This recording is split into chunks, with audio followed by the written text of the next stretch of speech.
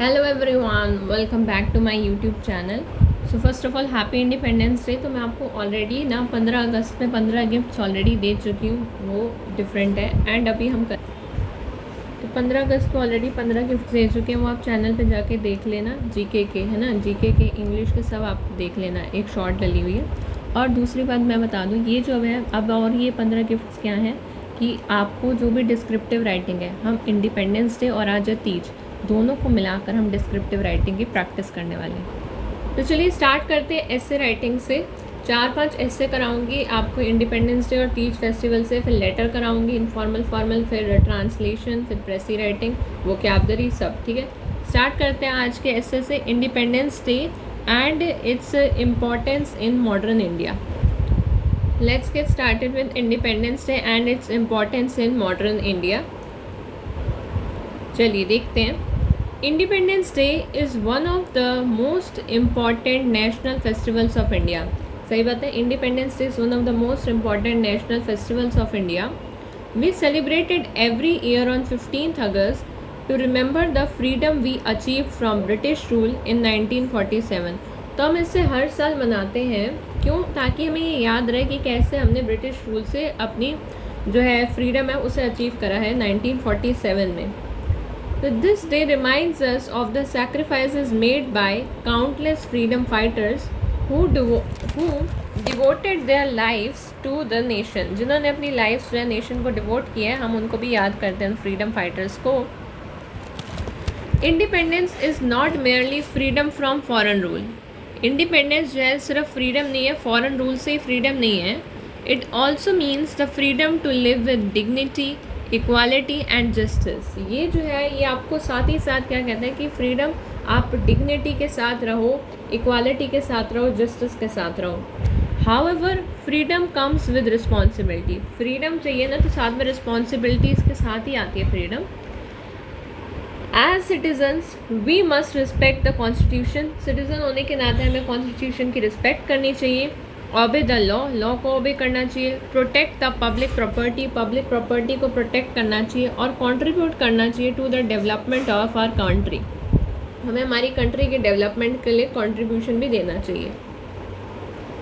तो for the youth, Independence day is a reminder that the future of India depends on their discipline, knowledge and dedication. तो youth के हिसाब से देखा जाए तो इंडिपेंडेंस डे क्या है, एक तरह से रिमाइंडर है कि फ्यूचर ऑफ इंडिया के लिए कि क्या रिमाइंडर है, that the future of India depends on their discipline. India का फ्यूचर किस बात पे डिपेंड करता है? यूथ के लिए रिमाइंडर है, डिसिप्लिन होगा ना अगर इंसान में डिसिप्लिन, नॉलेज और डेडिकेशन, तो ही हमारा फ्यूचर बहुत ब्राइट रहेगा। We should fight against corruption. Corruption के अगेंस्ट हमें फाइट करना चाहिए। जो डिस्क्रिमिनेशन होता है कास्ट, कलर, क्रीड, जेंडर, जिस भी बेसिस पे होता है, पावर्टी एंड इग्नोरेंस, इन सब के बिहाफ में हमें क्या करना चाहिए? फाइट करना चाहिए इनके अगेंस्ट। तो दस independence day is not only a day of celebration but also an occasion for self reflection and national commitment. मैं तो कहती हूँ कि इंडिपेंडेंस सिर्फ आपकी उससे नहीं है, इंडिपेंडेंस आपकी, मैंने ये बात भी लिखी है, इंडिपेंडेंस आज आपके जो अंदर के नेगेटिव विचार है ना उससे भी है। आज इंडिपेंडेंस आपके जो अंदर का डर है उसको आप ख़त्म करो। देखो फ्रीडम फाइटर्स ने कैसे अपने लिए अपने लाइफ्स पे खेल के हमारी इंडिया को प्रोटेक्ट करा है ना। तो आप कम से कम अपने आप को प्रोटेक्ट करो। सक्सेस जो है आपकी तभी आएगी जब आप अपनी पॉजिटिविटी को बढ़ाओगे, अपनी स्पिरिचुअलिटी को बढ़ाओगे, अपने डेडिकेशन को, अपने डिसिप्लिन को, अपनी नॉलेज को बढ़ाओगे, तभी आप कुछ कर सकते हो लाइफ में। तो सबसे पहले गांधी जी ने एक बार कहा था कि स्वराज, यानी कि दूसरे पे रूल करने से पहले ना वो हमेशा कहते थे सेल्फ खुद पे रूल करो, सेल्फ रूल करो। फादर ऑफ नेशन का भी यही कहना है कि सेल्फ रूल करो, पहले अपने अंदर को क्या करो, सुधारो। जब तक आपका खुद पे ही नहीं है ना, खुद के ही आप अधीन हो, यानी आप अपने विचारों के अधीन हो, आप उनको ही साइडलाइन करके आज जो है एक स्ट्रॉन्ग कदम नहीं उठा सकते हो। तब सोचो दूसरे पे तो आप क्या ही काबू करोगे, दूसरे तो ऑब्वियसली आप पे हैवी हो गई ना। तो दूसरे लोग भी उसी पर डोमिनेट होते हैं जिसकी अपने यहाँ नहीं चलती। जैसे अपने राज्य पे जब नहीं चलती ना, अपनी प्रजा पे नहीं चलती जिस राजा की, तो दूसरे लोग यही करते हैं, उसी चीज़ का फ़ायदा उठाते हैं, उसी डिवाइड एंड रूल, फूट डालो राज करो, जो ब्रिटिशर्स ने करा था। तो ऐसे ही आपको अपनी बॉडी के साथ आपको अपने आप को अलाइन करना पड़ेगा ताकि कोई और फूट डाले राज ना करे, इसलिए कह रही हूँ ये बात। तो ट्रू पैट्रियट तो सबसे पहले अपने लिए करो, फिर ही भारत माता के लिए आप कर पाओगे। True patriotism means working honestly for the progress, unity and prosperity of India. तो एक अच्छे सिटीजन बन के ही आप जो है देश के लिए कुछ काम कर पाओगे, देश की प्रोग्रेस के लिए एकता रख पाओगे, यूनिटी रख पाओगे, है ना, और प्रोस्पेरिटी, देश की प्रोग्रेस के लिए काम कर पाओगे। अब इम्पॉर्टेंट वो क्या आप देख लेते हैं। सैक्रिफाइस का मतलब होता है बलिदान, डिग्निटी यानी कि गरिमा बनाए रखना, इक्वालिटी यानी समानता। ये सब देखते जाओ, ये वाले वर्ड्स आपको अभी ट्रांसलेशन में भी काम आ सकते हैं आगे। तो सैक्रिफाइस को क्या कहते हैं हिंदी में? बलिदान। डिग्निटी को कहते हैं गरिमा, इक्वालिटी होता है समानता, जस्टिस होता है न्याय, रिस्पॉन्सिबिलिटी यानी जिम्मेदारी, डेडिकेशन मतलब समर्पण, डिस्क्रिमिनेशन भेदभाव, प्रॉस्पेरिटी यानी समृद्धि, सेल्फ रिफ्लेक्शन मतलब आत्मचिंतन, कमिटमेंट यानी कि प्रतिबद्धता, कमिटमेंट यानी प्रतिबद्धता, पैट्रियोटिज्म यानी देशभक्ति, और काउंटलेस यानी अनगिनत। ठीक है, नेक्स्ट ऐसे पे आते हैं। नेक्स्ट ऐसे है role of youth in nation building. Nation building में जो हमारी यूथ है उसका क्या रोल है। तो यूथ की बात करें तो youth are the backbone and future of a nation. जो यूथ है वो बैकबोन है और फ्यूचर है नेशन के। India has one of the largest young populations in the world. India has one of the largest young populations in the world, and this demographic strength can become a powerful force for national development। जो youth है हमारी, youth वो क्या है? Backbone है और future है हमारे नेशन का। और इंडिया पे तो सबसे ज़्यादा one of the largest young population है वर्ल्ड में। तो this demographic strength can become a powerful force बन सकती है for the national development. Young people possesses energy, possesses की स्पेलिंग भी देख लो गाइस। ये आपका ओवरऑल डेवलपमेंट करा रही हूँ मैं। इंडिपेंडेंस डे और तीज भी हम सेलिब्रेट कर रहे हैं और साथ ही साथ अपनी इंग्लिश को भी इम्प्रूव कर रहे हैं एग्ज़ाम प्रोस्पेक्टिव से। ठीक है, तो यंग पीपल जो है वो पोजेस करते हैं, यानी क्या पोजेस करते हैं? एनर्जी को, क्रिएटिविटी को, एम्बिशन को एंड अडेप्टेबिलिटी को। तो ऐसे टर्म्स ज़रा याद रखो, क्या करते हैं? Young people possess energy, creativity, ambition and adaptability which are essential for building a progressive society. जो एसेंशियल है बिल्ड करने के लिए प्रोग्रेसिव सोसाइटी को। द रोल ऑफ यूथ, जो हमारा यूथ है उसका role is not limited to getting a good education. सिर्फ यूथ का रोल इतना ही नहीं है कि अच्छी एजुकेशन मिल गई बस हो गया उसका, नहीं। The role of youth is not limited to getting a good education और सिक्योरिंग अ जॉब। आप ये मत सोचना कि मैंने अभी आपको भाषण दिया कि अपने पे काम करो तो बस अपने पे सेल्फिश हो जाओ, ऐसा मैं कभी नहीं कह रही। मैं तो आपको कह रही हूँ कि ये कहते हैं अपने जो भी अंदर के फियर्स हैं उससे बाहर आओ एटलीस्ट। ठीक है, कि आप लोग कर सकते हो, अच्छा ये कह रही हूँ।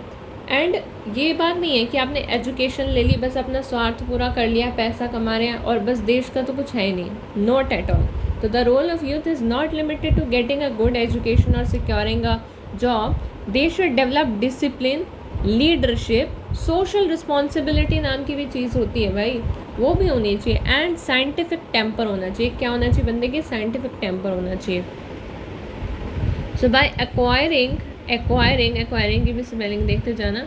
Acquiring new skills and using technology wisely, young people can contribute to innovation नई नई चीज़ें कर सकते हैं यंग पीपल। एंट्रीप्रीनियोरशिप, इसकी भी स्पेलिंग देखना। And economic growth, entrepreneurship and economic growth. Youth can also play an important role in fighting social levels. Youth जो है इम्पॉर्टेंट रोल प्ले करते हैं इन फाइटिंग सोशल लेवल्स, जैसे कि such as corruption, discrimination, unemployment और illiteracy. तो यूथ जो है एक इम्पॉर्टेंट रोल प्ले करते हैं इन फाइटिंग सोशल लेवल्स, जैसे कि करप्शन हो गया, आपका डिस्क्रिमिनेशन हो गया, अनएम्प्लॉयमेंट हो गया और इलिटरेसी हो गया। They should respect the constitution, protect the environment and actively participate in the democratic processes। तो सही बात है, यूथ को क्या करना चाहिए, कॉन्स्टिट्यूशन की रिस्पेक्ट करनी चाहिए, एनवायरनमेंट को प्रोटेक्ट करना चाहिए और एक्टिवली पार्टिसिपेट करना चाहिए डेमोक्रेटिक प्रोसेसेस के अंदर.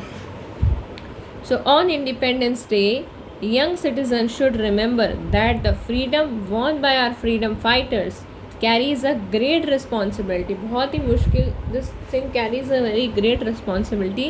The nation needs young people who are honest, skilled and socially conscious हैं जो नेशन है उनको ऐसे पीपल की ज़रूरत है जो ऑनेस्ट हैं, स्किल्ड हैं और सोशली कॉन्शियस हैं. Therefore, empowering youth through quality education,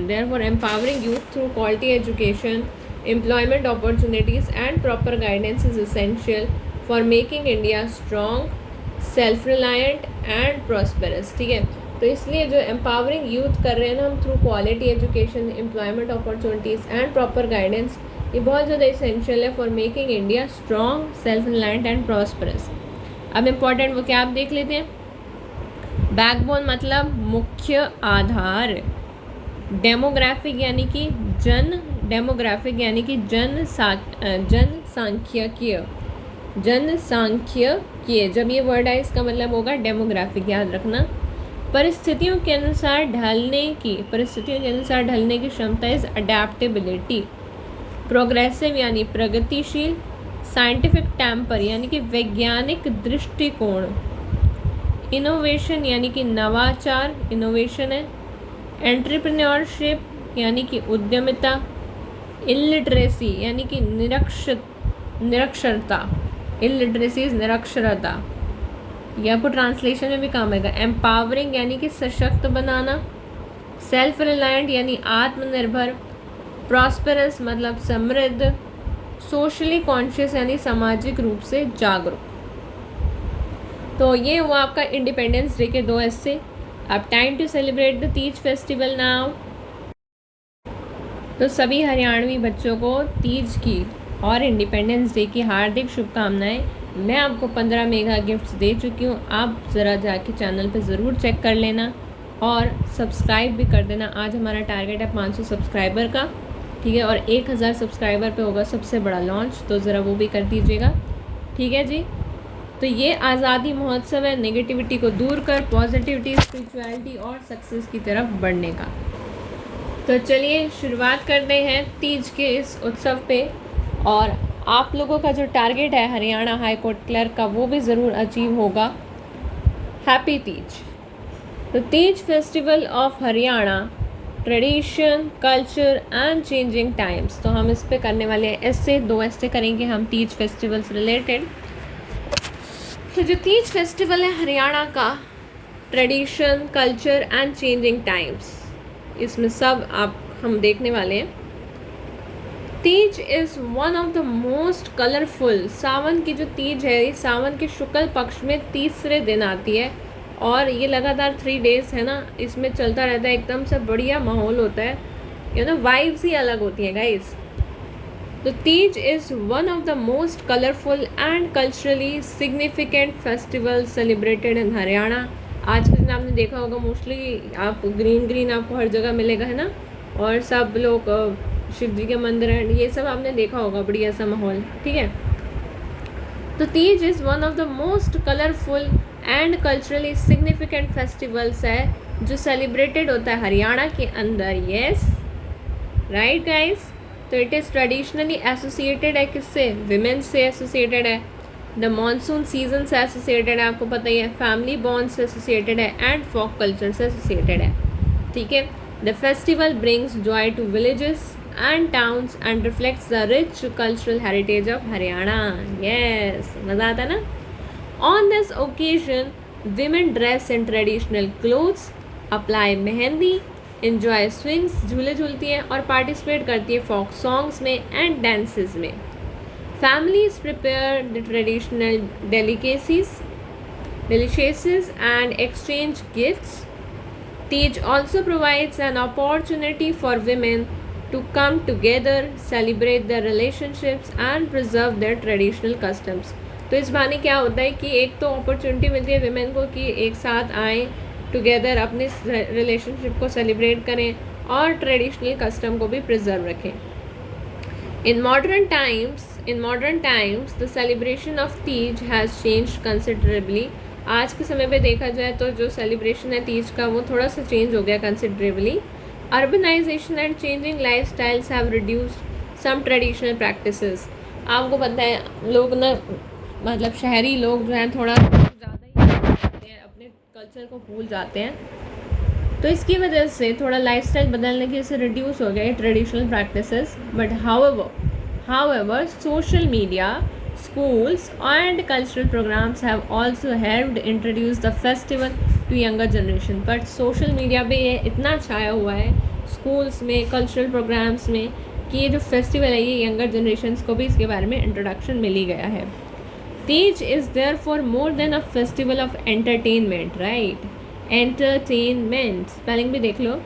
it is a means of preserving the cultural identity and passing traditions from one generation to another.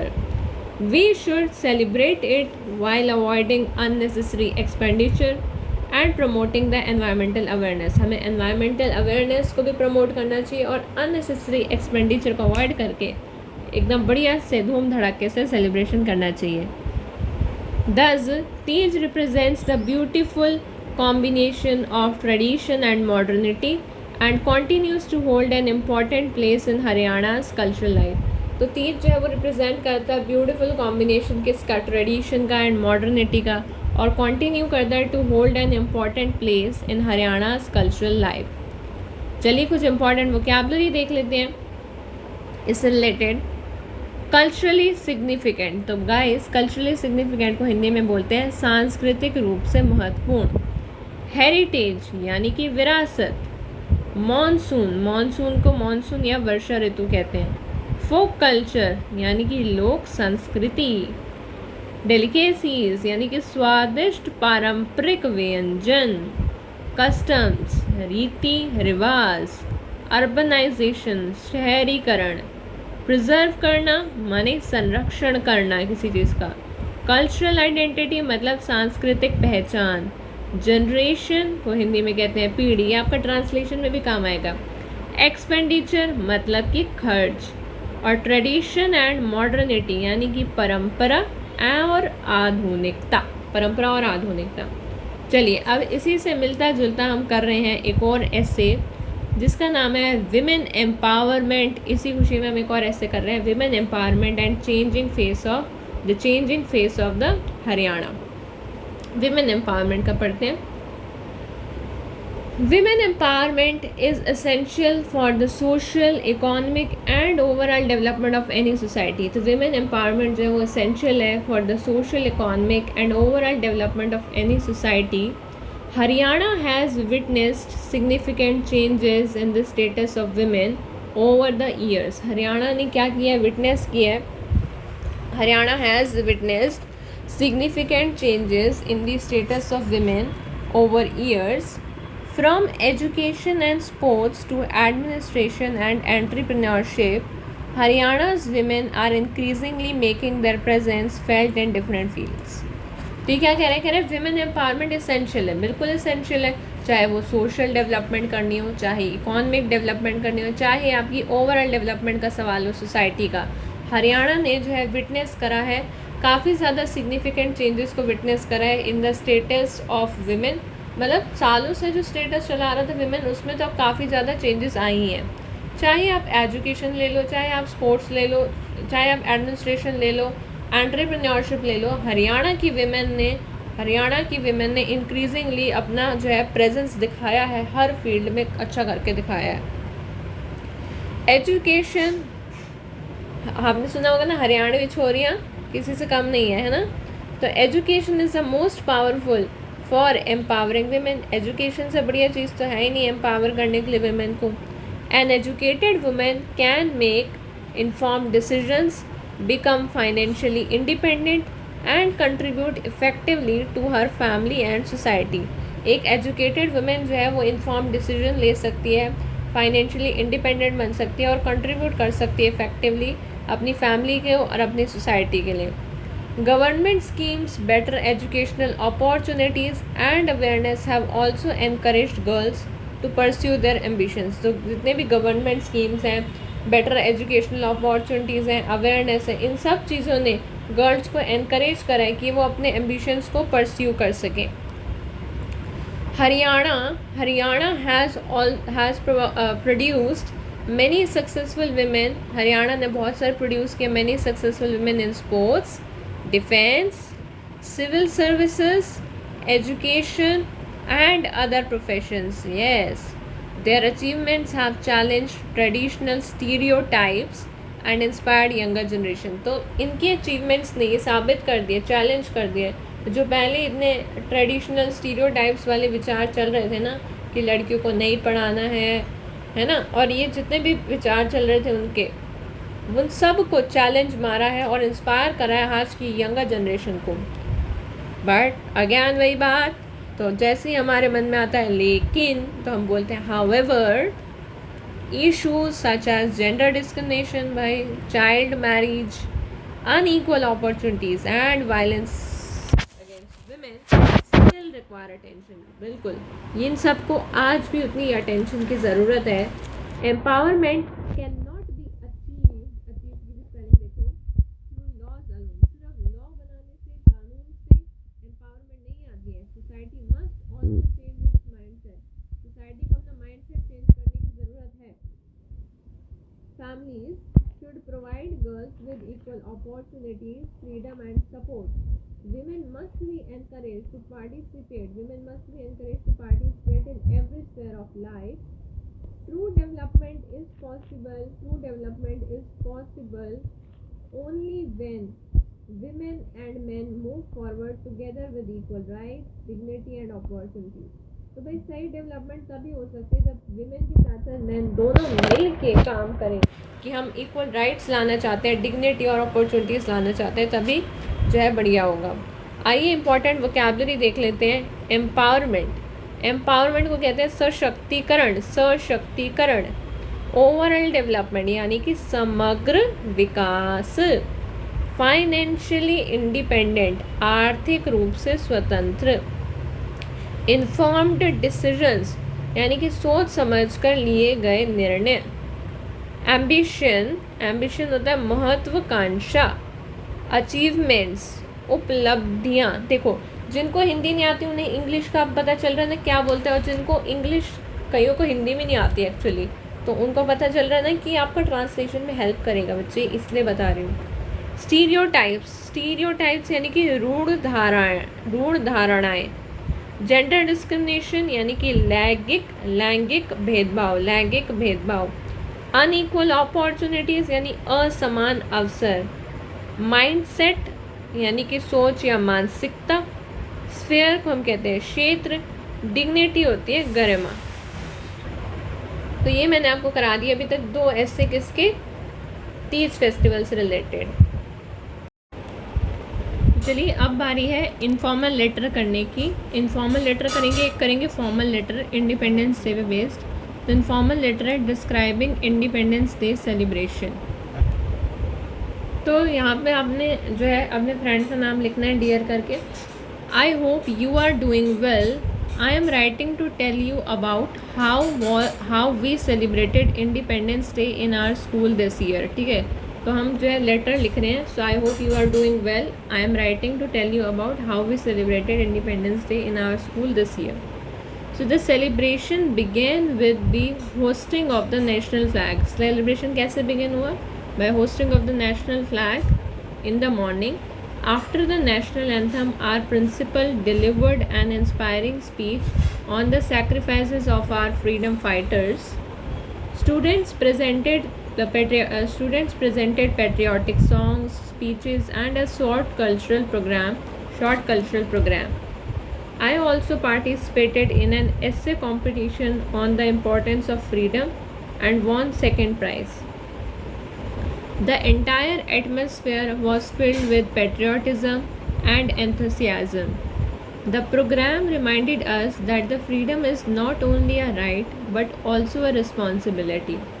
We should respect our constitution, maintain unity, and contribute honestly to the progress of our country. I wish you had been here to enjoy the celebration with us. Do write back and tell me how you celebrated independence Day. Then आप अपना name लिख सकते हैं। तो ये style होता है एक इनफॉर्मल लेटर लिखने का, कि पहले हम पूछते हैं कि I hope you are doing well, फिर हम वो लेटर लिख किस लेने हैं, I am writing to tell you about how we celebrated independence day in our school, मतलब इनफॉर्मल लैंग्वेज में। फिर सेलिब्रेशन में क्या क्या हुआ, होस्टिंग हुई नेशनल फ्लैग की मॉर्निंग में, नेशनल एंथम हुआ, प्रिंसिपल ने डिलीवर करी एक इंस्पायरिंग स्पीच, और स्टूडेंट ने प्रेजेंट करे पेट्रियाटिक सॉन्ग्स प्रेजेंट करे, स्पीचेस दी, शॉर्ट कल्चरल प्रोग्राम था। अपना भी कंट्रीब्यूशन बताओ कि that I also participated in an essay competition, और प्राइज़ भी मिला। फिर एंटायर एटमॉस्फेयर में क्या था, पैट्रियोटिज्म था, एंथुसियाज्म था। ठीक है, तो ये सब बताना है, और फिर आपने लिखना है कि आप भी राइट बैक करो मुझे और अपने इंडिपेंडेंस डे के बारे में बताओ। अब देख लेते हैं कुछ इंपॉर्टेंट वोकैबलरी को। होस्टिंग, ये आपके ट्रांसलेशन में भी काम आएंगे। होस्टिंग की स्पेलिंग देख लो, इसको कहते हैं फहराना। नेशनल एंथम, राष्ट्रगान। पेट्रियाटिक यानी देशभक्तिपूर्ण, पेट्रियाटिक। सैक्रिफाइस इज बलिदान। एंथुसियाज्म उत्साह। रिस्पॉन्सिबिलिटी जिम्मेदारी। कंट्रीब्यूट करना यानी योगदान देना। प्रोग्रेस प्रगति। इंस्पायरिंग यानी कि प्रेरणादायक, और एटमॉस्फेयर यानी कि वातावरण। ठीक है, हम नेक्स्ट एक फॉर्मल लेटर देखते हैं कि अगर इंडिपेंडेंस डे से थीम पे बेस्ड कोई फॉर्मल लेटर आ गया, जैसे कि मान लो need for clean and safe public celebration, तो कैसे लिखोगे, need for clean and safe public celebrations. तो आपने लिखना है इसमें टू, आप टू यानी फॉर्मल लेटर लिख रहे हो तो किसी उसको लिख रहे हो, तो टू दी म्यूनसिपल कमिश्नर, फिर म्यूनसिपल कॉरपोरेशन रोहतक हरियाणा। मैं आपको लेटर्स की फॉर्मेट अलग से बता दूंगी, ठीक है, अभी आप इतना देख लो। तो to the municipal commissioner municipal corporation Rohtak Haryana. Subject क्या रहेगा, सब्जेक्ट रहेगा need for clean and safe public celebrations during the festival. मतलब नीड है किस चीज़ की, हम क्या सब्जेक्ट है हमारे, उसका फॉर्मल में हम सब्जेक्ट बता रहे हैं कि need for clean and safe public celebration होने चाहिए फेस्टिवल्स के समय, ड्यूरिंग फेस्टिवल्स। एक्चुअली ये वाला लेटर मैं आपको कराऊंगी तीज फेस्टिवल के लिए। अभी इंडिपेंडेंस डे के लिए फॉर्मल लेटर ये है, need to preserve the Haryana's cultural heritage, कि हरियाणा से रिलेटेड क्योंकि आपका पेपर है तो हरियाणा के कल्चरल हेरिटेज को प्रिजर्व करने की बात है।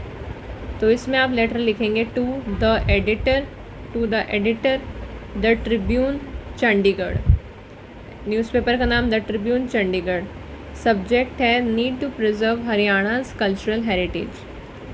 फिर आप लिखेंगे सर या मैडम में से कोई एक चीज़, sir through the columns of your esteemed newspaper I wish to draw attention to the need to preserve Haryana's rich cultural heritage.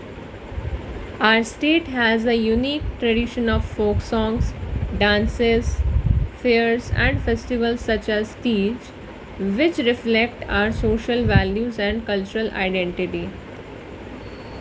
तो ये एक्चुअली ये आपका मतलब मिक्स ही आप मान लो, इंडिपेंडेंस डे और तीज दोनों है आज, तो हम मिक्स से आपको लेटर करा रही हूँ, फॉर्मल भी इनफॉर्मल भी, ठीक है। So through the columns of your esteemed newspaper, I wish to draw the attention to the need to preserve Haryana's rich cultural heritage. Our state has a unique tradition of folk songs, dances, fairs and festivals such as Teej, which reflect our social values and cultural identity. However, rapid urbanization and changing lifestyles, जबकि rapid urbanization और lifestyle के बदलने की वजह से ये चीज़ें क्या हो रही है, ग्रेजुअली वीकन हो रही है। सो हाउएवर रैपिड, हाउएवर यानी क्योंकि, मतलब अब देखा जाए कि रैपिड अर्बनाइजेशन और changing lifestyles are gradually weakening traditional practices को वीकन कर रहे हैं। The younger generation is becoming less familiar with folk art, younger generation को फोक आर्ट से लेस फेमिलियर किया जा रहा है, ट्रेडिशनल कस्टम से एंड लोकल लैंग्वेजेस से भी फेमिलियर नहीं है younger generation. If timely steps are not taken many valuable traditions में डिसअपियर। सही बात है, अगर टाइमली कोई भी एक्शन नहीं लिया गया, स्टेप नहीं लिए गए, तो ये सारे ट्रेडिशंस डिसअपियर हो जाएंगे। Schools and colleges should organise cultural programs for competition and awareness campaigns की स्पेलिंग देखिए। The government should also provide support to local artists and promote the traditional art through tourism and digital platforms. Families can play an equally important role by passing the cultural values to children. Families भी एक important role play कर सकती है by passing cultural values to children. Preserving cultural does not mean rejecting modernity. हम ऐसा नहीं कह रहे कि कल्चर को प्रिजर्व करो तो मॉडर्निटी को रिजेक्ट करो, not at all. It means maintaining our identity while adapting to the changing times, कि अपनी एक आइडेंटिटी भी मेंटेन रहे जब हम चेंजिंग टाइम्स के अनुसार. I hope your newspaper will highlight this important issue. हम क्योंकि एडिटर को लिख रहे हैं तो इसलिए हम लिखेंगे कि I hope your newspaper will highlight this important issue and encourage public participation को एनकरेज करेंगे. फिर आप योर्स फेथफुली में नेम आ जाएगा. ठीक है, अब इम्पॉर्टेंट वोकैब देख लेते हैं इससे रिलेटेड जो ट्रांसलेशन में भी हेल्प करेगी, जैसे कि एस्टीम्ड यानी कि सम्मानित. कॉलम्स यानी कि समाचार पत्र के लेख या विचार वाला भाग को कॉलम्स कहते हैं. हेरिटेज इज़ विरासत. कल्चरल आइडेंटिटी यानी सांस्कृतिक पहचान. अर्बनाइजेशन मतलब कि शहरीकरण. ग्रेजुअली यानी धीरे धीरे. ट्रेडिशनल प्रैक्टिसेस मतलब पारंपरिक प्रथाएं. अवेयरनेस कैंपेन यानी कि जागरूकता अभियान.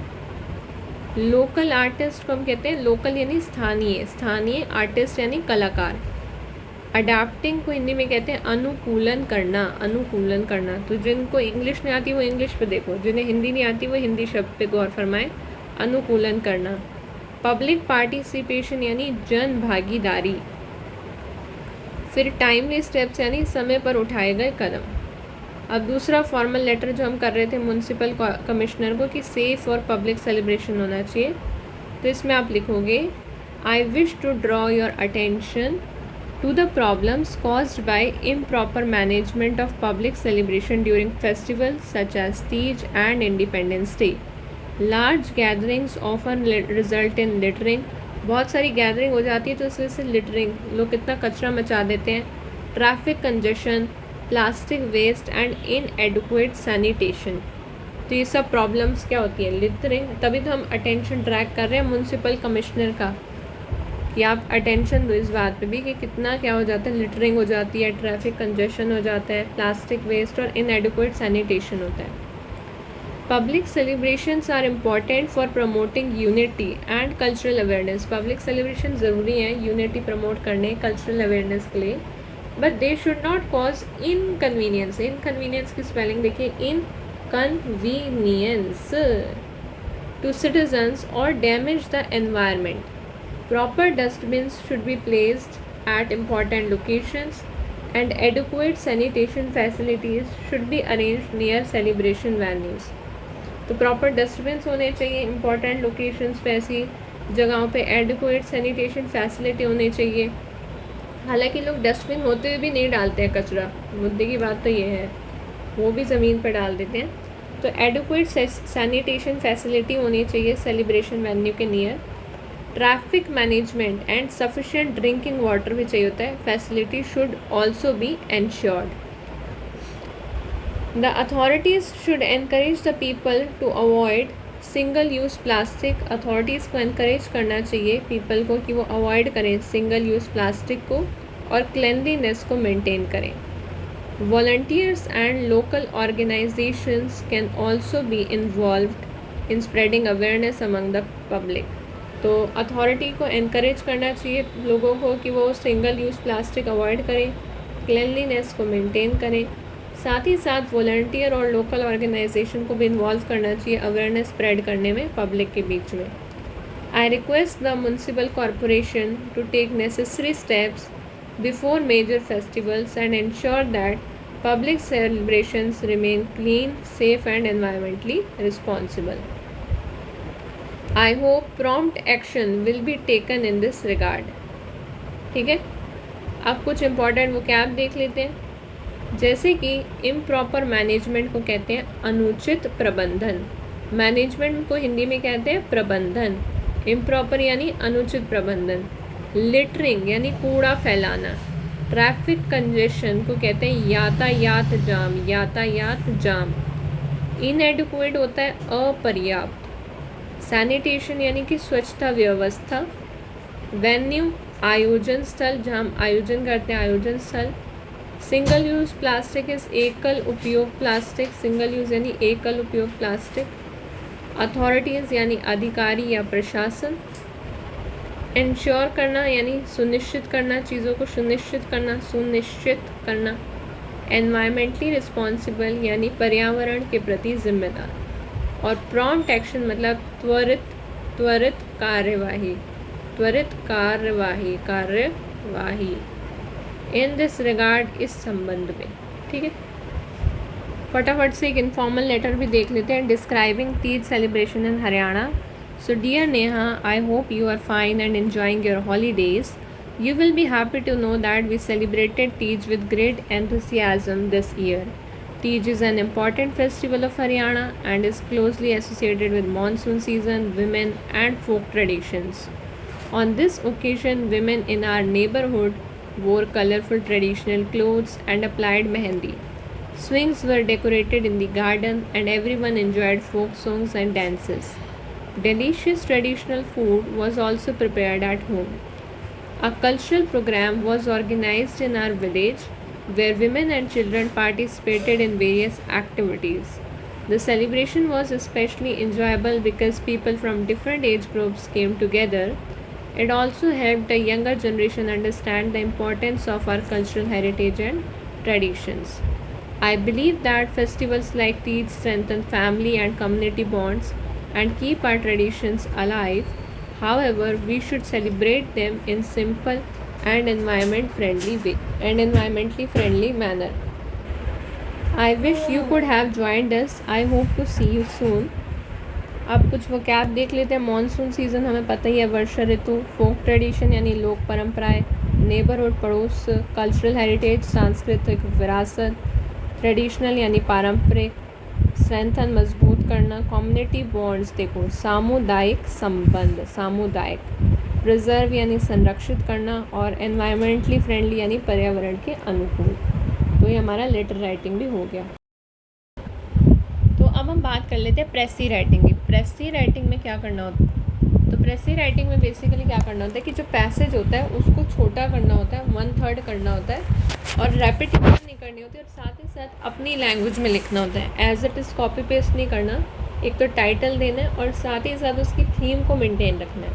जैसे कि अब आज का जो प्रेसी का टॉपिक है वो है, प्रेसी 1 है फ्रीडम एंड रिस्पॉन्सिबिलिटी। ठीक है, देखो अब पैसेज क्या कह रहा है, ध्यान से पढ़िएगा, 1-2 बार ध्यान से।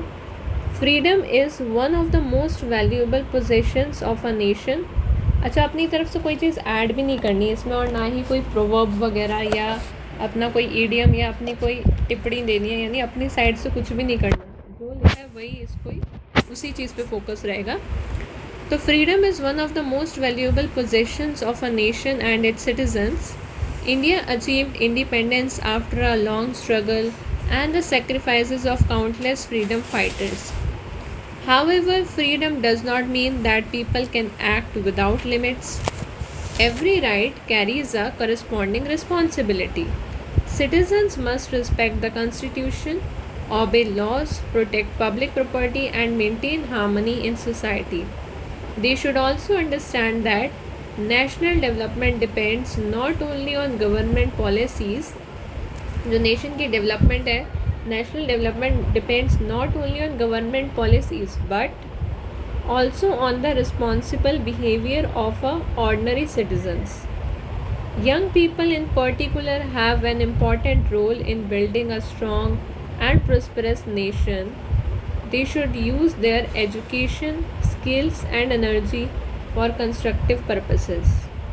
True freedom can be meaningful only when it is accompanied by discipline, mutual respect and sense of duty towards nation.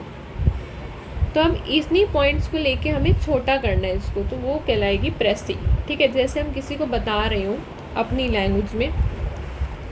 अब इसमें जो भी रेपिटेटिव पॉइंट्स हैं एक तो हमें वो साइड कर देना है. अब एग्जाम्पल से ही आप सीखोगे कि आखिर करना कैसे है। पहले आप चाहो तो इसे पॉज करके ट्राई भी कर सकते हो। चलिए मैं अब आपको आंसर बताती हूँ। देखो, अब टाइटल जैसे लिख दिया आपने, फ्रीडम एंड रिस्पॉन्सिबिलिटी। इसको छोटा कैसे करा हमने? छोटा ऐसे करा कि लिखा कि एक ही लाइन में, यानी ज़्यादा बताने की कोशिश करिए कि India achieved freedom after great sacrifices but freedom also bring responsibilities. तो कहाँ इसने इतना बड़ा लिखा था कि फ्रीडम इम्पॉर्टेंट है, वैल्यूबल है, स्ट्रगल हुआ है, सेक्रीफाइस हुआ है, रिस्पॉन्सिबिलिटी लाती है। तो ये 4 लाइन की चीज़ को हमने एक लाइन में कन्वर्ट कर दिया कि India achieved freedom after great sacrifices but freedom also brings responsibilities. Citizens must respect constitution, obey laws, protect public property and maintain social harmony। हो गया ना, 2 लाइन में कंप्लीट हो गया। Young people should use their education and energy constructively। True freedom becomes meaningful only through discipline, mutual respect and a sense of duty towards nation। तो ये हमने कर दिया इसको छोटा। इसी को कहते हैं प्रेसी। समझ रहे हो आप लोग? इसमें हमने देखो बेकार की बात सारी हटा दी है कि दे शुड यूज़ एजुकेशन वगैरह। डायरेक्ट लिखा कि यंग पीपल का इम्पोर्टेंट रोल है, तो डायरेक्ट यंग पीपल की ही बात करी है। ये चीज़ें, ये फ़र्क देखना है आपने कि डायरेक्ट यहाँ पे हमने बात करी कि यंग पीपल को अपनी एजुकेशन और एनर्जी कंस्ट्रक्टिवली यूज़ करनी चाहिए। ठीक है। फिर जो ट्रू फ्रीडम है वो मीनिंगफुल तब होगी जब discipline, mutual respect, sense of duty आएगी। गिने चुने शब्द लिखने, तो भाई true freedom meaningful only through discipline, mutual respect और सेंस ऑफ ड्यूटी। तो ऐसे हमने छोटा करने की कोशिश करी है। ठीक है। और टाइटल लिख दिया फ्रीडम एंड रिस्पॉन्सिबिलिटी। अब इम्पॉर्टेंट वो क्या है? पोजेशन। पोजेशन यानी कि संपत्ति या इसे कह लो मूल्यवान उपलब्धि। कॉरस्पॉन्डिंग यानी कि संबंधित या अनुरूप। हार्मनी यानी कि सद्भाव, वो कहते हैं हार्मनी। कंस्ट्रक्टिव यानी कि रचनात्मक। फिर प्रॉस्पेरस को हिंदी में कहते हैं समृद्ध। अकम्पनीड यानी के साथ होना। म्यूचुअल रिस्पेक्ट यानी कि पारस्परिक सम्मान यानी mutual respect. Sense of duty यानी कर्तव्य की भावना। रिस्पॉन्सिबल बिहेवियर, जिम्मेदार व्यवहार। इससे आप ट्रांसलेशन भी अच्छा सीख पाओगे। सैक्रिफाइस यानी बलिदान। तो एग्ज़ाम में टिप यही है कि ओरिजिनल पैसेज की एग्जैक्ट लैंग्वेज कॉपी ना करें। मुख्य विचार को अपने शब्द के लगभग 1/3 में लेंथ में लिखें और एक सूटेबल टाइटल ज़रूर दें। अब नेक्स्ट प्रेसी नंबर 2 कर रहे हैं हम, तीज एंड कल्चरल हेरिटेज पे। तो ये जो प्रेसी है इसमें क्या है कि Teej is an important festival of Haryana that reflects state's rich cultural heritage. It is traditionally associated with the monsoon season and is celebrated with great enthusiasm, particularly by women. They wear traditional clothes, apply mehendi, enjoy swings, and participate in folk dances and songs. Families prepare traditional dishes, come together to celebrate the occasion. Apart from providing entertainment, Teej plays an important role in preserving the folk traditions, strengthening the family and community bonds. ठीक है? However, rapid urbanization and changing lifestyles are gradually affecting the traditional celebrations. The younger generation may become disconnected from its cultural roots if these traditions are not passed on. Therefore, schools, families and community organizations should encourage young people to participate in cultural activities. Festivals should also be celebrated responsibly by avoiding unnecessary expenditure and reducing waste. Preserving traditions does not mean rejecting modernity, rather it means carrying our cultural identity forward while adapting to changing times. तो अब इस passage को हमने 1/3 में convert करना है, इसी चीज़ को कम शब्दों में कन्वर्ट करना है। सबसे पहले टाइटल आएगा Teej and cultural heritage. Title भी बस 3 से 4 शब्द का मैक्सिमम। तो वही इसमें आप कम शब्दों में कन्वर्ट कर दो कि भाई तीज, मुद्दे की बात यह है कि Teej reflects Haryana's rich cultural heritage and brings people together through traditional customs, folk activities and celebrations. Done. However, urbanization and changing lifestyles may weaken these traditions. अपनी लैंग्वेज में हमने कन्वर्ट कर दिया. Families, schools and communities should involve young people in cultural activities. These should be celebrated responsibly while preserving the cultural identity and adapting to modernity. तो ये हो गया आपका मेन बात. अब इम्पॉर्टेंट वोकैब देख लें तो वही है कि कल्चरल हेरिटेज यानी सांस्कृतिक विरासत. ट्रेडिशनली को कहते हैं परंपरागत रूप से. एंथुसियाज़म यानी उत्साह, स्पेलिंग भी देखिए. फोक ट्रेडिशन यानी लोक परंपराएं. स्ट्रेंथन करना मतलब मजबूत करना. अर्बनाइजेशन इस शहरीकरण. कल्चरल रूट्स यानी सांस्कृतिक जड़ें. अननेसेसरी एक्सपेंडिचर यानी अनावश्यक खर्च. अडेप्टिंग यानी अनुकूलन करना. कल्चरल आइडेंटिटी यानी सांस्कृतिक पहचान. कैरी फॉरवर्ड करना किसी चीज़ को मतलब आगे बढ़ाना. डिसकनेक्टेड मतलब जुड़ाव से दूर. तो एग्ज़ाम का टिप यही है कि मेन आइडिया, इम्पॉर्टेंट पॉइंट्स, अपने शब्द, शॉर्ट फॉर्म और सूटेबल टाइटल, ओरिजिनल पैसेज के एग्जाम्पल और रेपिटेशन को हटाकर सेंट्रल आइडिया को रिटेन करें. तीसरे प्रेसी पे आते हैं, youth and nation building. Youth and nation building. तो the youth of our country the youth of a country are its greatest source of energy and potential. Their ideas, skills and enthusiasm can play a major role in national development. However, young people need proper education, guidance and opportunities to use their abilities effectively. Merely having a large young population does not guarantee progress. सही बात है. वैसे देखा जाए large young population है पर progress की guarantee तो है नहीं. गारंटी की स्पेलिंग भी देख लो. Guarantee, GUARANTE. Youth must develop discipline, leadership qualities, scientific thinking and social responsibility. They should use technology for learning, innovation and productive activities rather than wasting their time. Young citizens can also contribute to society by protecting the environment, helping weaker sections, and participating responsibly in democratic processes. At the same time, governments and educational institutions must provide quality education, skill development, and employment opportunities. A nation progresses when its young people are educated, skilled, and committed to public welfare. Therefore, investing in youth is not merely an economic necessity की spelling देखो, but also an investment in the future of the nation. ठीक है. चलो अब इसकी प्रेसी कैसे लिखेंगे. I hope आपने खुद एक बार ट्राई करा होगा. अब इसकी प्रेसी देखो कैसे लिखेंगे. टाइटल है youth as a national asset. ये टाइटल है नेशनल एसेट. तो देखो, youth are a nation's major source of energy and potential. Their contribution to national development requires education, skills, discipline and proper guidance. They should use technology productively, develop social responsibility and participate in nation building activities. तो भाई youth को technology productively use करनी चाहिए, social responsibility develop करनी चाहिए और participate करना चाहिए नेशन बिल्डिंग एक्टिविटीज़ में. Governments and institutions must provide education, training and employment opportunities. Thus, empowering youth is an investment in the nation's future. Youth को empower करना मतलब इन्वेस्टमेंट करना नेशन के फ्यूचर में. चलो इम्पॉर्टेंट वोकैब देख लो. पोटेंशियल को कहते हैं हिंदी में क्षमता या संभावनाएं. एंथुसियाज़म यानी उत्साह. गाइडेंस माने मार्गदर्शन. इफ़ेक्टिवली प्रभावी ढंग से. साइंटिफिक थिंकिंग वैज्ञानिक सोच.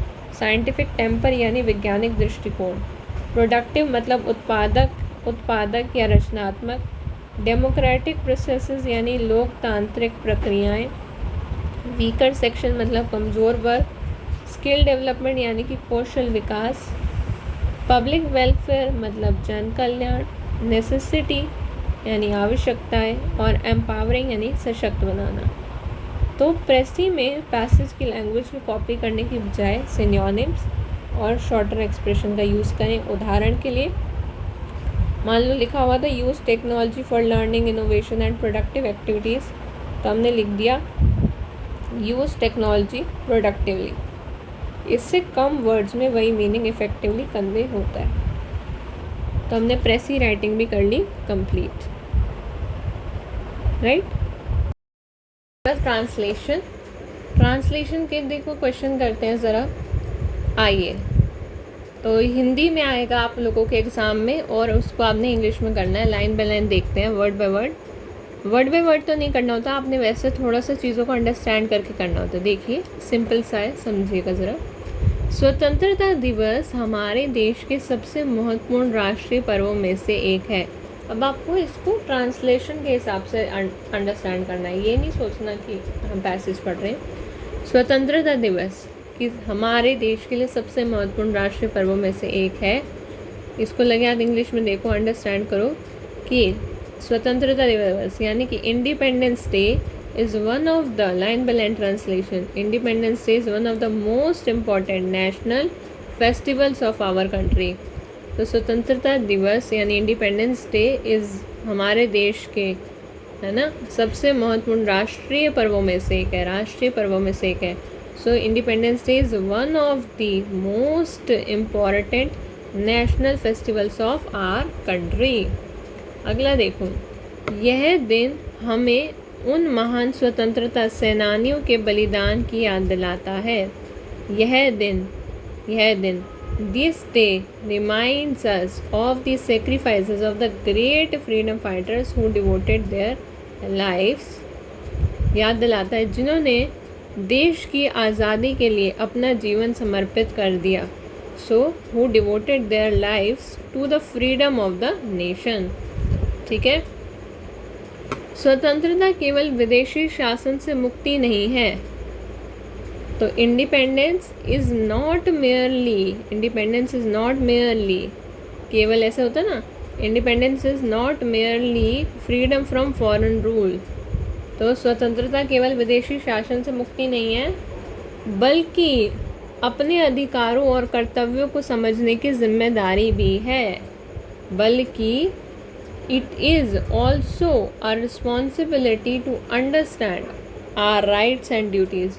तो बल्कि अपने अधिकारों और कर्तव्यों को समझने की जिम्मेदारी भी है। अभी वो कैब भी अलग से कराऊंगी, डोंट वरी। प्रत्येक नागरिक, बच्चे देखो, प्रत्येक नागरिक को संविधान का सम्मान करना, कानून का पालन करना और देश की एकता एवं अखंडता की रक्षा करनी चाहिए। तो प्रत्येक नागरिक को यानी कि every citizen should respect the constitution. क्या करना चाहिए, देखो, should respect the constitution, should respect, संविधान का सम्मान करना चाहिए, should respect the constitution, obey the law, कानून का पालन करना चाहिए, एंड प्रोटेक्ट द यूनिटी। यहाँ लिखा ना, देश की एकता, unity, protect the unity and integrity, रक्षा करनी चाहिए, इंटीग्रिटी ऑफ द कंट्री, अखंडता इज इंटीग्रिटी। युवाओं की जिम्मेदारी और भी अधिक है क्योंकि वे देश के भविष्य के निर्माता हैं। तो the responsibility of the youth is even greater because they are the builders of the nation's future. क्या है, निर्माता है भविष्य के, देश के भविष्य के निर्माता हैं। तो they are the builders of the nation's future. We should rise, okay एक सेकंड पहले ये तो करा नहीं, हाँ, हमें जाति, धर्म और क्षेत्र के आधार पर भेदभाव से ऊपर उठकर राष्ट्रहित को प्राथमिकता देनी चाहिए।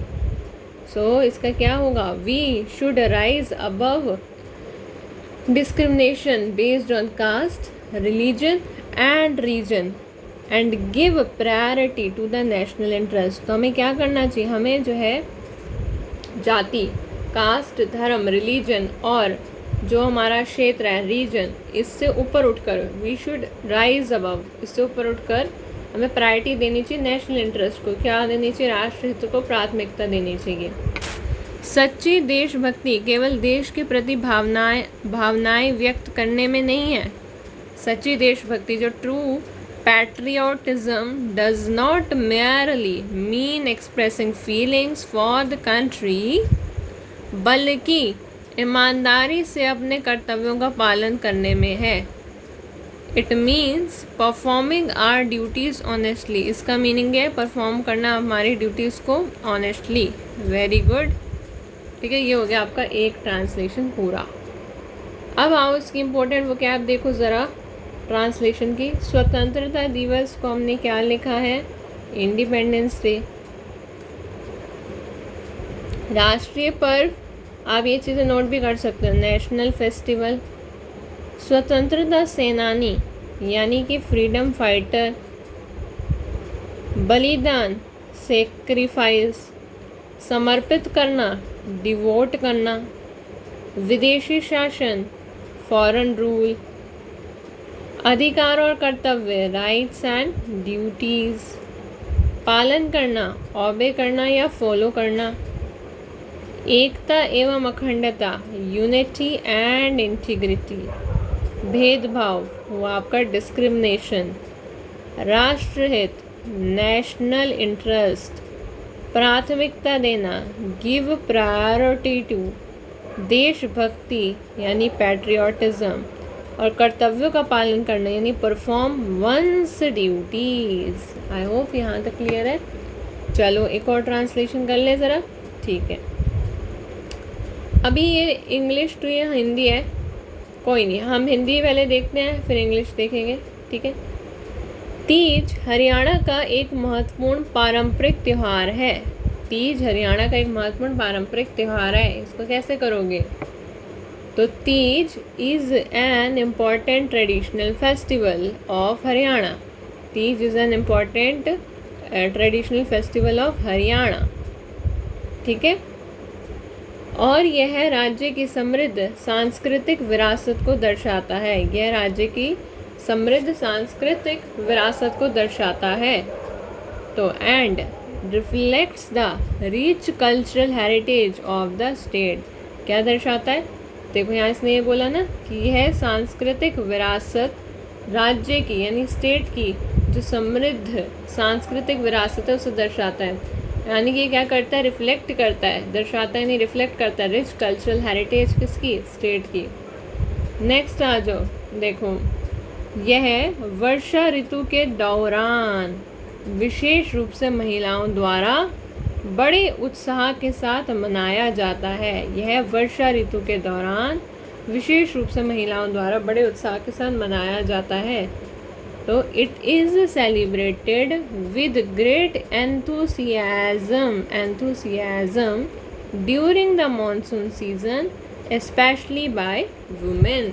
ठीक है, इसको ऐसे ट्रांसलेट करते हैं, मतलब समझ लो, ज़रूरी नहीं है कि आपने ऐसे वर्ड टू वर्ड छापना है। ठीक है। महिलाएं रंग बिरंगे पारंपरिक वस्त्र पहनती हैं। महिलाएं रंग बिरंगे पारंपरिक वस्त्र पहनती हैं। तो महिलाएं यानी they wear colourful traditional clothes. मेहंदी लगाती हैं, झूलों का आनंद लेती हैं तथा लोक गीतों और लोक नृत्यों में भाग लेती हैं। तो क्या करती हैं? Apply mehndi, enjoy swings and participate in folk songs and dances. Okay? परिवार पारंपरिक व्यंजन तैयार करते हैं और त्योहार मनाने के लिए एक साथ आते हैं।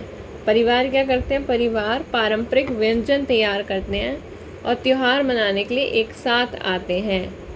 तो families prepare traditional dishes and come together to celebrate the festival.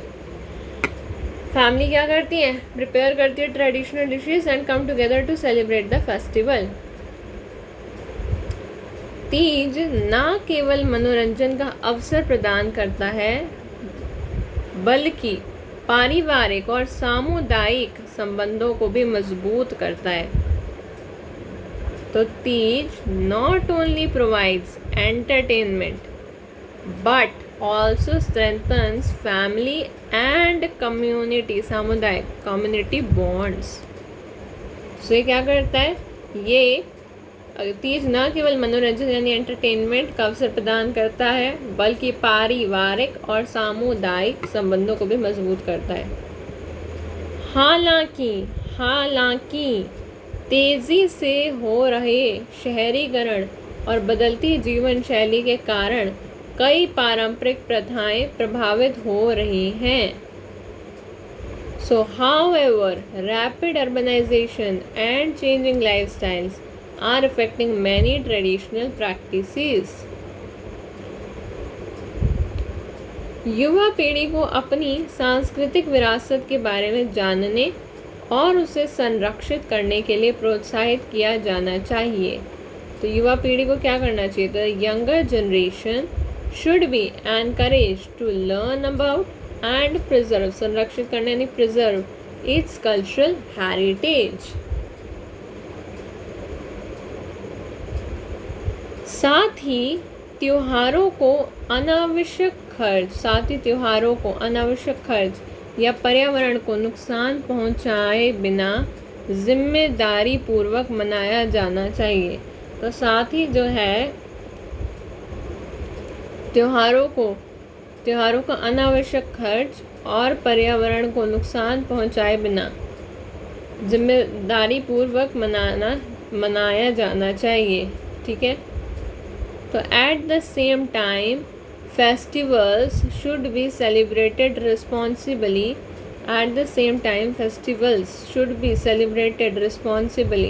without unnecessary expenditure or damage to the environment। हाँ जी, वेरी गुड। परंपराओं को संरक्षित करने का अर्थ आधुनिकता को अस्वीकार करना नहीं है।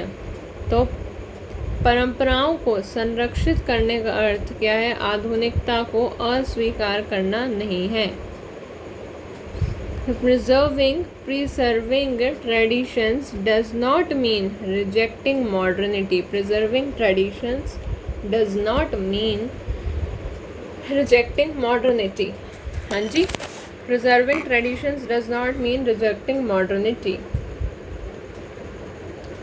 बल्कि इसका अर्थ है बदलते समय के अनुरूप बदलते स्वरूप के अनुरूप ढलते हुए सांस्कृतिक मूल्यों को आगे बढ़ाना। तो बल्कि क्या है? बल्कि इसका अर्थ है बदलते समय के अनुरूप ढलते हुए अपने सांस्कृतिक मूल्यों को आगे बढ़ाना। So rather it means carrying our cultural values forward while adapting to the changing times। आइए अब इसी को क्या आप कर लेते हैं। ट्रेडिशनल फेस्टिवल का क्या मतलब है? पारंपरिक त्योहार इज ट्रेडिशनल, पारंपरिक, एंड फेस्टिवल इज त्योहार। कल्चरल हेरिटेज यानी सांस्कृतिक, हेरिटेज मतलब विरासत। मॉनसून सीजन यानी कि वर्षा ऋतु, सीजन। मॉनसून इज वर्षा। कलरफुल इज रंग बिरंगा। फोक सॉन्ग्स यानी लोकगीत। फोक डांस यानी लोक नृत्य। कम्युनिटी बॉन्ड्स, तो कम्युनिटी सामुदायिक, बॉन्ड्स यानी संबंध। अर्बनाइजेशन इज शहरीकरण, जिसे पारिवारिक संबंध हो गए ना। चेंजिंग लाइफस्टाइल्स, बदलती जीवन शैली। ट्रेडिशनल प्रैक्टिसेस यानी पारंपरिक प्रथाएं।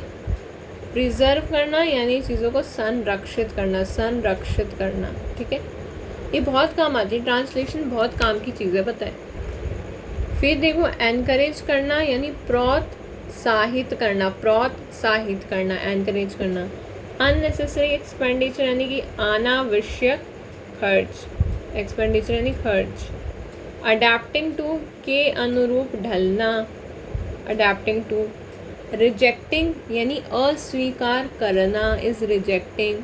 कल्चरल वैल्यूज़ क्या है? सांस्कृतिक मूल्य। कल्चरल, सांस्कृतिक, और वैल्यूज़ यानी मूल्य। तो मैंने आपको अभी तक 2 ट्रांसलेशन करा दिया, एक तीज फेस्टिवल की और एक इंडिपेंडेंस डे की। आई होप आपको अच्छी लगी होगी, और अगर होगा तो 2 ट्रांसलेशन और करा दूँगी, ठीक है। तो आप चैनल को सब्सक्राइब करते रहो, वीडियो को लाइक ज़रूर करते रहो, और ये जो 15 गिफ्ट्स है ना, इसका लाभ उठाओ और जल्दी से 500 सब्सक्राइबर करो फटाफट से। 1000 करोगे तो और बढ़िया गिफ्ट आएगा जल्दी जल्दी।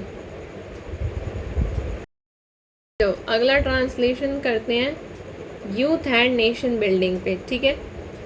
तो आई होप आपने पहले 2 वाले अच्छे से आपको समझ में आए हैं। चलो करते हैं लाइन बाय लाइन। युवा किसी भी राष्ट्र की सबसे बड़ी शक्ति होती है। युवा जो है किसी भी राष्ट्र की सबसे बड़ी शक्ति होते हैं, सबसे बड़ी शक्ति होते हैं।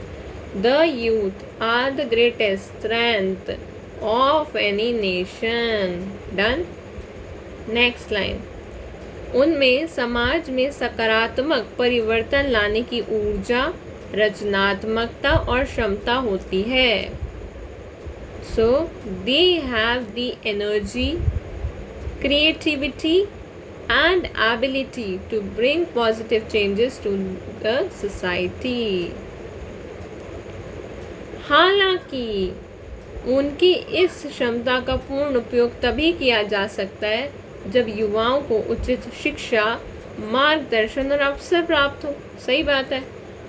सो इसको आप लिखोगे हाउएवर, हालांकि को however this potential can be fully utilised only when young people receive की स्पेलिंग देखो EIV, proper education, guidance and opportunities. ठीक है जी।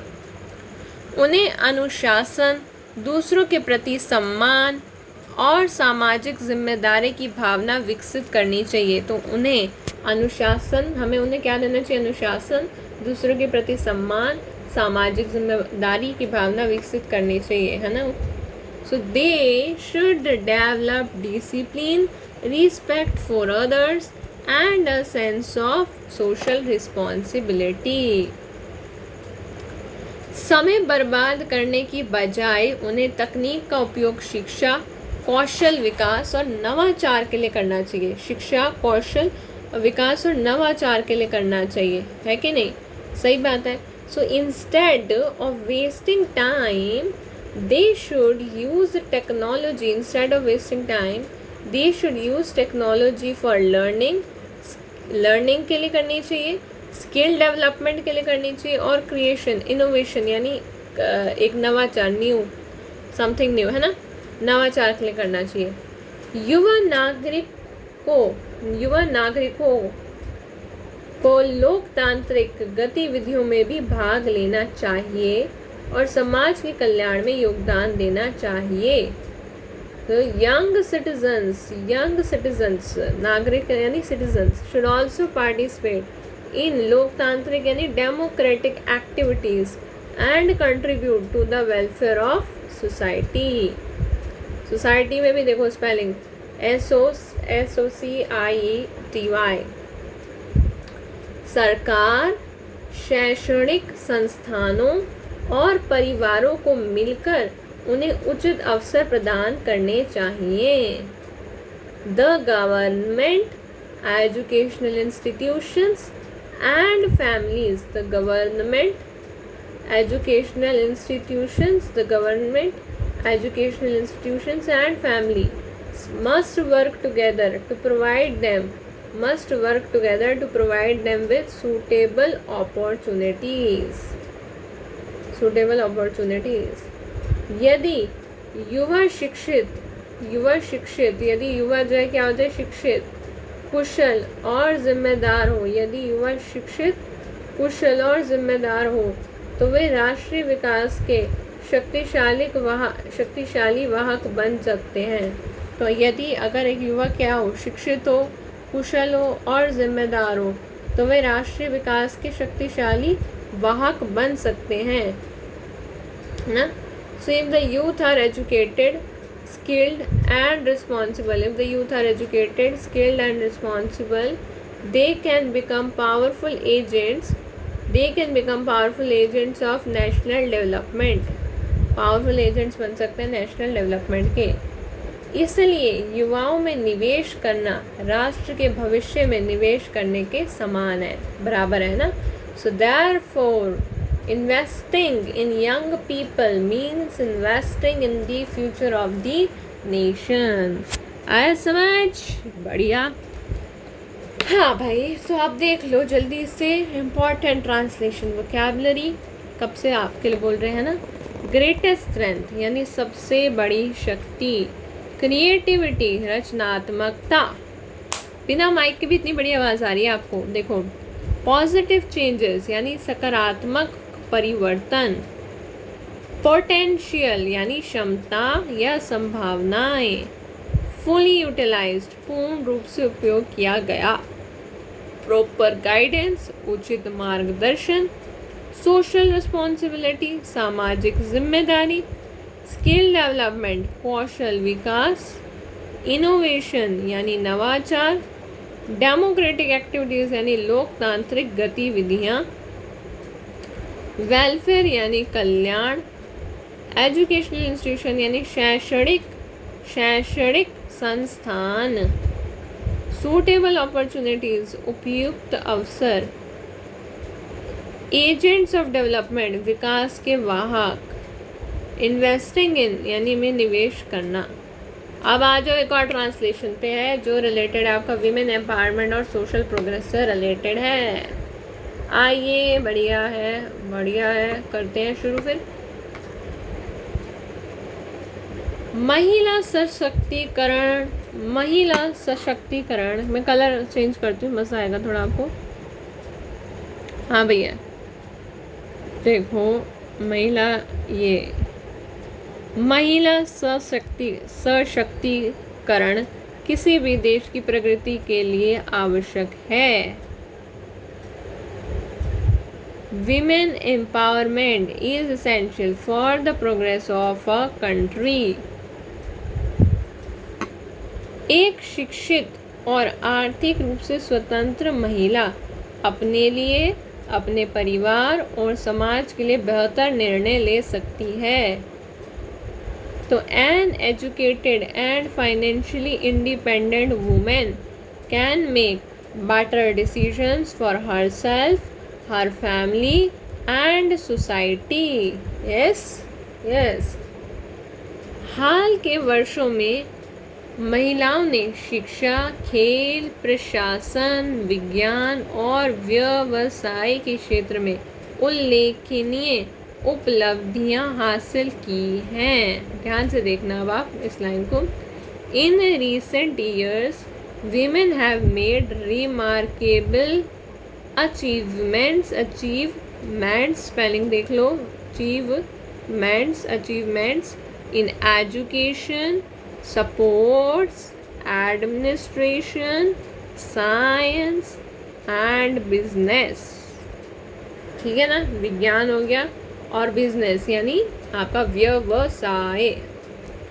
हालांकि यानी हाउएवर लैंगिक भेदभाव, महिलाओं के विरुद्ध हिंसा और अच्छा बताओ ट्रांसलेशन 10 नंबर का ना, ध्यान से करना इसलिए, और असमान अवसर अभी भी गंभीर चुनौतियां बनी हुई हैं। तो however gender discrimination, violence against women and unequal opportunities continue to remain serious challenges. तो अभी भी क्या बनी हुई है, गंभीर चुनौतियाँ यानी सीरियस चैलेंजेस। भी वो क्या देखेंगे आगे। समाज को अपनी पारंपरिक मानसिकता में बदलाव लाना चाहिए और लड़कियों को शिक्षा, रोजगार तथा सार्वजनिक जीवन में समान अवसर प्रदान करने चाहिए। So society यही है सारी जड़, society must change its traditional mindset and provide girls with equal opportunities in education, employment and public life. तो सोसाइटी को क्या करना चाहिए, समाज को अपनी पारंपरिक मानसिकताओं में बदलाव लाना चाहिए और लड़कियों को शिक्षा, रोजगार तथा पब्लिक लाइफ यानी सार्वजनिक जीवन में, पब्लिक लाइफ में भी समान अवसर यानी इक्वल अपॉर्चुनिटीज प्रदान करने चाहिए, प्रोवाइड करने चाहिए। परिवारों को बेटियों को अपने सपनों को पूरा करने और आत्मनिर्भर बनने के लिए प्रोत्साहित करना चाहिए। सही बात है। फैमिलीज शुड एनकरेज डॉटर्स, इनकी अपनी डॉटर्स हैं, to pursue their dreams and become self reliant. ठीक है, प्रोत्साहित करना चाहिए आत्मनिर्भर बनने के लिए। सरकार को महिलाओं से संबंधित कानूनों और कल्याणकारी योजनाओं के प्रभावी क्रियान्वयन को भी सुनिश्चित करना चाहिए। बिल्कुल। So the government must also ensure effective implementation, जो क्रियान्वयन अभी आप पढ़ा ना आपने, इफेक्टिव यानी प्रभावी implementation of laws and welfare schemes for women, प्रभावी ढंग से इंश्योर करना चाहिए। वास्तविक विकास तभी संभव है जब महिलाओं के साथ समानता, गरिमा और सम्मान का व्यवहार किया जाए। तो वास्तविक विकास यानी कि जो यानी वास्तविक डेवलपमेंट, विकास is possible only when women are treated with equality, समानता, डिग्निटी, गरिमा एंड रिस्पेक्ट, सम्मान। ठीक है, इक्वालिटी, समानता। आगे देखो, महिलाओं को सशक्त बनाना केवल सामाजिक न्याय का विषय नहीं है। ये कोई विषय टॉपिक थोड़ी ना है कि जब देखो हम टॉपिक के तौर पे पढ़ते हैं इसे। तो महिलाओं को सशक्त बनाना केवल सामाजिक न्याय का विषय नहीं है, बल्कि एक मजबूत और समृद्ध राष्ट्र के निर्माण की दिशा में एक महत्वपूर्ण कदम भी है। बिल्कुल सही बात है। So empowering women is not only a matter of social justice but also an important step भी है टुवर्ड्स बिल्डिंग। अगर आप स्ट्रॉन्ग और प्रॉस्परस नेशन चाहते हो ना, स्ट्रॉन्ग, एक समृद्ध और मजबूत नेशन चाहिए आपको, राष्ट्र चाहिए, तो ये तब भी ज़रूरी है। वो क्या आप देख लेते हैं। विमेन एम्पावरमेंट यानी विमेन यानी महिला, एम्पावरमेंट यानी सशक्तिकरण। फाइनेंशियली इंडिपेंडेंट, फाइनेंशियली यानी आर्थिक रूप से स्वतंत्र। रिमार्केबल अचीवमेंट्स, रिमार्केबल यानी उल्लेखनीय, अचीवमेंट्स माने उपलब्धियाँ। एडमिनिस्ट्रेशन क्या होता है, प्रशासन होता है। जेंडर यानी लैंगिक, डिस्क्रिमिनेशन माने भेदभाव। अनइक्वल इज असमान, अपॉर्चुनिटीज इज अवसर। ट्रेडिशनल इज अगेन पारंपरिक, माइंडसेट इज मानसिकता। परस्यू करना, ड्रीम्स को यानी सपनों को पूरा करने का प्रयास करना। सेल्फ रिलायंट बोले तो आत्मनिर्भर, आत्मनिर्भर। एंश्योर करना माने सुनिश्चित करना, सुनिश्चित करना। इफेक्टिव इम्प्लीमेंटेशन, इफेक्टिव बोले तो प्रभावी, इम्प्लीमेंटेशन तो क्रियान्वयन। वेलफेयर स्कीम्स की बात करें, वेलफेयर यानी कल्याणकारी, स्कीम्स बोले तो योजनाएं। इक्वालिटी इज समानता, इक्वालिटी बोले तो समानता। डिग्निटी माने गरिमा, गरिमा is dignity.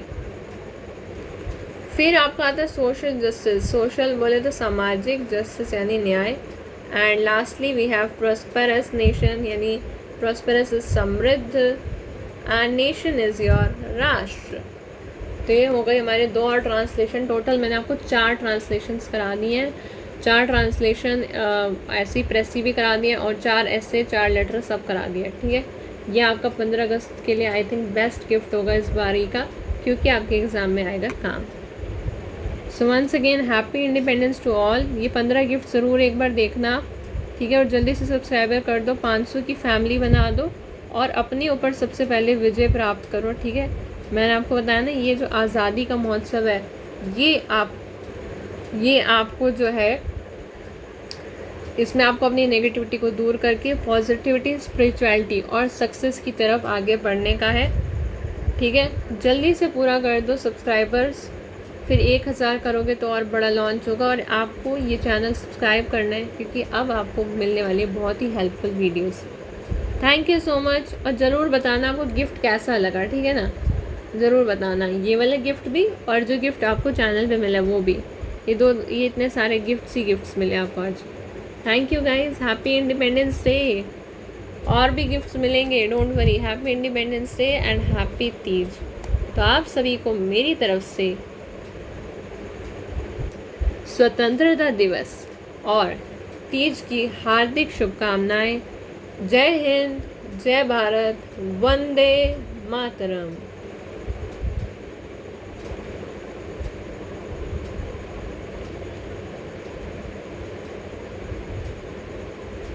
And by the way एक और गुड न्यूज़ भी है, 5 साल हो गए